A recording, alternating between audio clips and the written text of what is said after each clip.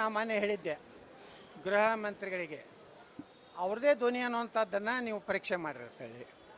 ಇವತ್ತು ಗೃಹ ಮಂತ್ರಿಗಳು FSL ರಿಪೋರ್ಟ್ ಕೇಳಿದ್ದಾರೆ.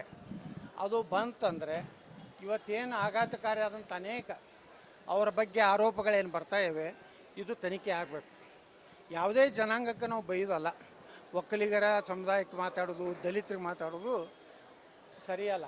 ಒಂದು ವೇಳೆ ಅವ್ರದ್ದೇ ಧ್ವನಿ ಇತ್ತಂದರೆ ಸರ್ಕಾರ ನಿಪಕ್ಷಪಾತವಾಗಿ ನಾವೆಲ್ಲ ಬೆಂಬಲ ಕೊಡ್ತೀವಿ, ಸಪೋರ್ಟ್ ಕೊಡ್ತೀವಿ. ಯಾಕಂದರೆ ಯಾವುದೇ ಇವತ್ತು ಒಕ್ಕಲಿಗರ ಸಮಾಜಕ್ಕೆ ಅದನ್ನೆಲ್ಲ ನಾನು ನೋಡಿದ್ದೀನಿ, ಆದರೆ ಅದು ಒಳ್ಳೆಯದಲ್ಲ. ಒಬ್ಬ ಜನಪ್ರತಿನಿಧಿ ಆದವರು ಯಾರು ತನಗೆ ಮತ ಹಾಕ್ಯಾರ ಅವ್ರಿಗೂ ಸಹ ಇವತ್ತು ಆ ಸಮುದಾಯದ ಅಪಮಾನ ಮಾಡೋದು ಸರಿಯಲ್ಲ. ಇವ್ರದೇ ಧ್ವನಿ ಅನ್ನೋಂಥ ಪ್ರೂಫ್ ಆದರೆ ಸರ್ಕಾರ ನಿರ್ಬೇಡೆಯಿಂದ ಕ್ರಮ ತಗೊಂಡು. ಇದು ಭಾಳಷ್ಟು ಅಕ್ಷಮ್ಯ ಅಪರಾಧ. ಇದ್ರಾಗೇನು ನಾವೇನು ಸಿಂಪತಿ ಇಲ್ಲ, ಬೆಂಬಲ ಇಲ್ಲ, ಇದು ಎಲ್ಲ ತಪ್ಪೇ. ಆದರೆ ಅದು ಪ್ರೂಫ್ ಆಗಬೇಕು.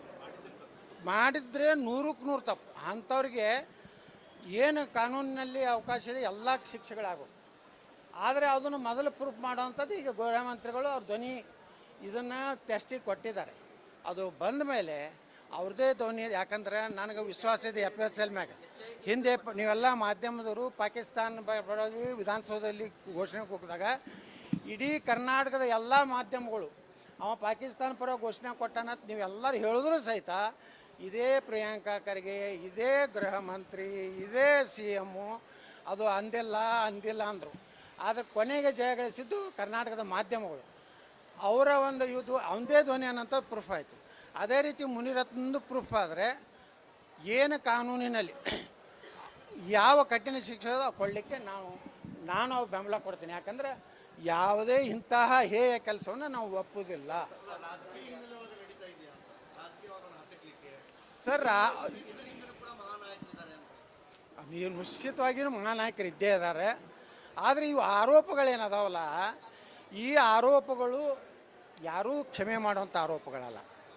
ಪ್ರೂವ್ ಆಗಲಿ, ಅವರೇ ಮಾಡ್ಯಾರ ಪ್ರೂವ್ ಆದರೆ ಅವ್ರಿಗೆ ಶಿಕ್ಷೆ ಆಗಲಿ.